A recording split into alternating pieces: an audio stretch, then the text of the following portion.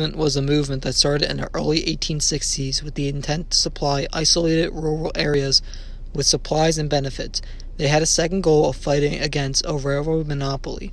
The Granger movement was started with Oliver Hudson, but the fastest growing size of the Granger movement, the organization was split up in the smaller sections called Granges.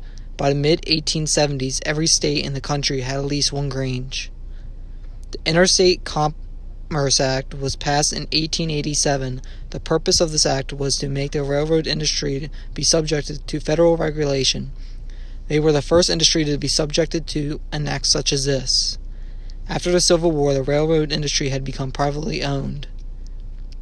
The Sherman Antitrust Act was passed in 1890. This act made trusts, which are large organizations such as monopolies and cartel, illegal.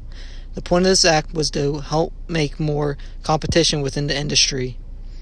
The union movement, also called the Knights of Labor, started in 1869 in Philadelphia and eventually became the organization to end child labor, fight for equal pay for equal work, and some political reforms such as income tax. American Federation of Labor was founded in Columbus, Ohio in December 1886.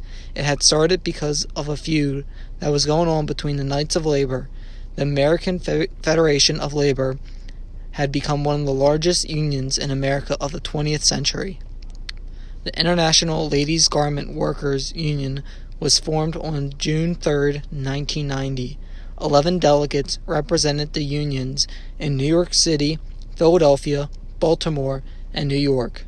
Herman Grossman was elected to be the first president of the ILGWU, and Bernard Breath was also elected the first secretary-treasurer. It ended up becoming affiliated with the American Federation of Labor later on. Thomas Ness was a popular early reformer during and after the Civil War. He was born in Germany and later moved to America to pursue one of his passions. He's a well-known cartoonist, especially for his attack on the political machine of William M. Tweed. He supported the Union during the Civil War, and his cartoons helped people see the effects of slavery before and after the war.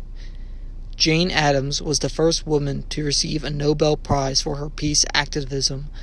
She was a progressive social reformer. In 1889, she and one other person founded Hull House in Chicago. The goal of this was for education